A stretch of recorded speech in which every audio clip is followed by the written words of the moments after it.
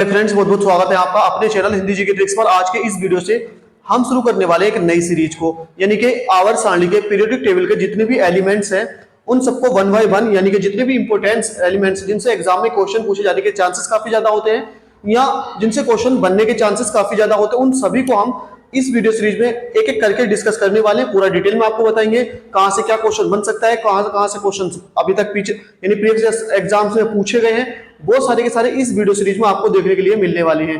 तो आज का पहला वीडियो होने वाला, इसमें हम डिस्कस करने वाले हैं हाइड्रोजन को। सही है, जानने वाले हाइड्रोजन को। हाइड्रोजन का जो प्रतीक चिन्ह होता है वो क्या होता है? H होता है। साइड में लिख भी रखा है, हाइड्रोजन का प्रतीक चिन्ह H होता है। आगे इसका देखिए परमाणु क्रमांक। हाइड्रोजन का जो परमाणु क्रमांक होता है, परमाणु क्रमांक कह सकते हैं, एटॉमिक नंबर कह सकते हैं या परमाणु संख्या कह सकते हैं। तो हाइड्रोजन का जो परमाणु क्रमांक होता है वो कितना होता है? 1 होता है। हाइड्रोजन का परमाणु क्रमांक या परमाणु संख्या 1 होती है। अब इसका परमाणु क्रमांक 1 होता है, इसलिए इसका जो इलेक्ट्रॉनिक विन्यास होता है वो कितना होता है? 1s1 होता है। कितना होता है? 1s1। अब क्योंकि इसका जो अंतिम यानी एकमात्र जो इलेक्ट्रॉन होता है वो जाता है s उपकोष में, इसलिए s ब्लॉक का तत्व होता है। क्योंकि किसी भी तत्व का अंतिम इलेक्ट्रॉन जिस उपकोष में प्रवेश करता है वो उसी ब्लॉक का तत्व होता है। तो इसका एकमात्र इलेक्ट्रॉन है, ये s उपकोष में प्रवेश करता है, तो s ब्लॉक का एक तत्व है और ये पहले वर्ग में उपस्थित है। एग्जाम में पूछा जा सकता है कि कौन से वर्ग में है, तो ये एस ब्लॉक का तत्व और ये पहले वर्ग में उपस्थित होता है।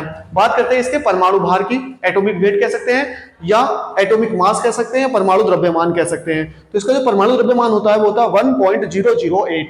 कितना होता है? 1.008। इसको गणनाओं में, कैलकुलेशंस में हम एक ही यूज करते हैं, है ना, गणनाओं को आसान करने के लिए। अगर किसी एग्जाम में आपसे दे रखा है कि जैसे मान लीजिए H2SO4 का दे दिया कि H2SO4 का परमाणु भार क्या होगा या परमाणु द्रव्यमान क्या होगा, तो यहाँ पे हाइड्रोजन का हम एक ही यूज करते हैं। पॉइंट्स भी याद रखना पॉसिबल नहीं है, लेकिन अगर आपसे पॉइंट्स में पूछा गया है तो उस क्वेश्चन में आपको दे रखा होगा कि पॉइंट्स में सबकी वैल्यू कितनी होती है।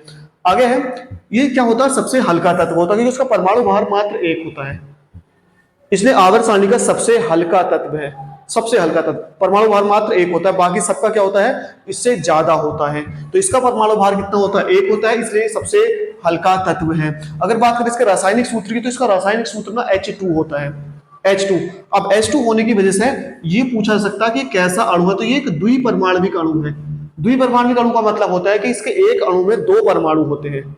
हाइड्रोजन के एक अणु में कितने परमाणु होते हैं? 2। इसलिए एक द्विपरमाणविक अणु है, इसे द्विपरमाणविक अणु कहा जाता है। और ये क्या होती है? कि ज्वलनशील गैस होती है, यानी कि ऐसी गैस है जो ज्वलनशील। आपने देखा होगा कि जो बलून्स होते हैं, बलून्स पे हाइड्रोजन की जगह हीलियम को प्रेफरेंस दी जाती है, यानी कि हीलियम गैस भरी जाती है, क्योंकि हीलियम क्या है? एक अक्रिय गैस होती है और हाइड्रोजन क्या होती है? हल्की तो होती है, लेकिन हल्की होने के साथ साथ ये ज्वलनशील होती है, जिससे बलून फटने के चांसेस काफी ज्यादा हो जाते हैं। इसलिए क्या होता है? हाइड्रोजन के स्थान पर हीलियम को भरा जाता है, जबकि हीलियम का जो परमाणु भार होता है वो इसका 4 गुना होता है, उसका 4 होता है।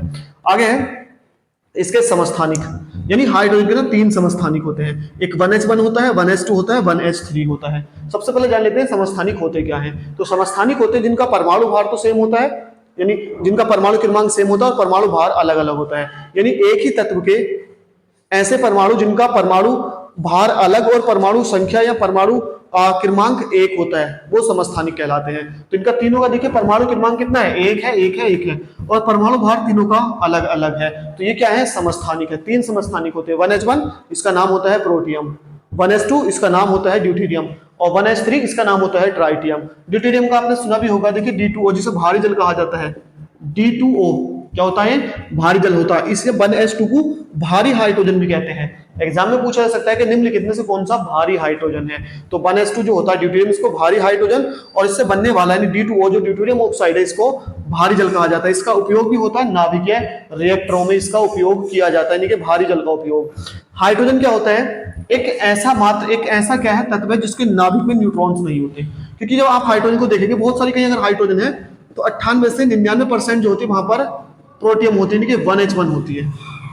एग्जाम में डायरेक्टली क्वेश्चन पूछा जाएगा कि कौन सा ऐसा तत्व है जिसके नाभिक में न्यूट्रॉनों की संख्या 0 होती है, न्यूट्रॉन्स ही नहीं होते हैं, तो ये होता है हाइड्रोजन। क्यों? क्योंकि देखिए मैंने आपको बताया 1h1, यानी इसका परमाणु क्रमांक भी 1 है। ऊपर वाला परमाणु भार होता है और नीचे वाला परमाणु क्रमांक होता है, तो इसका परमाणु भार भी 1 है और परमाणु क्रमांक कितना है इसका?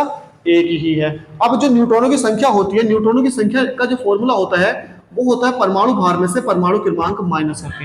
न्यूट्रॉन्स निकाले जाते हैं। परमाणु भार माइनस के परमाणु क्रमांक इज इक्वल टू क्या होता है, न्यूट्रॉनों की संख्या होती है। तो इसका भार भी एक है और इसका परमाणु क्रमांक है परमाणु संख्या एक, तो एक में से एक जाएगा तो क्या बचेगा, जीरो बचेगा। तो इस तरह से इसमें न्यूट्रॉनों की संख्या क्या होती है, जीरो होती है।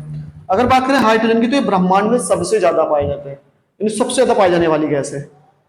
आप देखिए सूरज देखिए, तारे सारे के सारे किससे बने होते हैं, हाइड्रोजन के बने होते हैं, क्योंकि हाइड्रोजन के थ्रू ही में क्या होते हैं, नाभिकीय संलयन अभिक्रियाएं होती हैं, और इन नाभिकीय संलयन अभिक्रियाओं की वजह से ही क्या होता है, इनकी जो ऊर्जा है वो अनलिमिटेड, यानी ऊर्जा इनकी कभी खत्म नहीं होती है। क्योंकि जो हाइड्रोजन के दो परमाणु यानी प्रोटियम और ट्राइटियम मिलने के बाद क्या बनाते हैं, हीलियम बनाते हैं, जिसे नाभिकीय संलयन अभिक्रियाएं कहते हैं, नाभिकीय अभिक्रियाएं होती हैं। अब बात करते हैं हाइड्रोजन के प्रकार के बारे में, यानी कि टाइप्स ऑफ हाइड्रोजन। तो हाइड्रोजन दो प्रकार के होते हैं, एक होता है हमारा ऑर्थो हाइड्रोजन और एक होता है हमारा पैरा हाइड्रोजन, ऑर्थो और पैरा हाइड्रोजन। अब इनमें दोनों में क्या डिफरेंस होता है, देखिए हाइड्रोजन का जो होता है हमारा एक द्विपरमाणुक अणु है, तो इसके एक अणु में दो हाइड्रोजन होते हैं इस तरह से, H और H, इसके दो परमाणु है।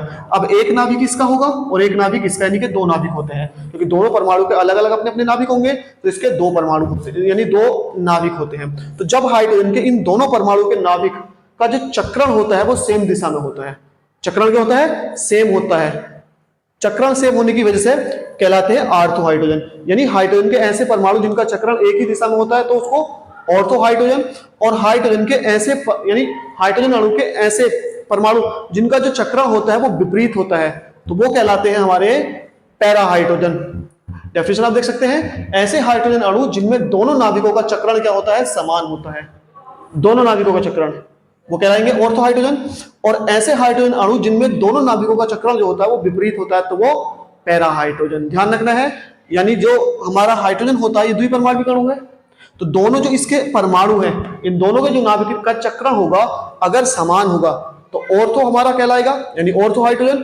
और जब हाइड्रोजन अणु के दोनों परमाणुओं के जो नाभिक होते हैं इनका चक्रण विपरीत होगा तो ये कहलाएगा पैरा हाइड्रोजन। बात करते हैं ऑर्थो और पैरा हाइड्रोजन की, तो ये क्या होता है, रूम टेम्परेचर पर अगर इनके अनुपात की हम बात करें तो इनका अनुपात होता है 3:1, यानी अगर तीन अणु ऑर्थो हाइड्रोजन के यानी चक्रण समान है तो किसी एक का क्या होता है, विपरीत होता है, ये होती है ऑर्थो हाइड्रोजन। और दूसरा अगर आपसे पूछा जाता है कि कितने परसेंट, तो परसेंट में अगर आप देखेंगे तो 75%, और दूसरी होती है पैरा हाइड्रोजन कितनी, 25%, ये ना 75 और 25%। अगर आप इसका अनुपात करेंगे तो 25 या 75 और 25 का ना 25, तो 3:1 ही आता है। आपसे वायुमंडल में पूछ ले या फिर रूम टेम्परेचर पे पूछ ले। तो आज के इस वीडियो में इतना ही। थैंक यू फॉर वॉचिंग, मिलते हैं नेक्स्ट वीडियो में।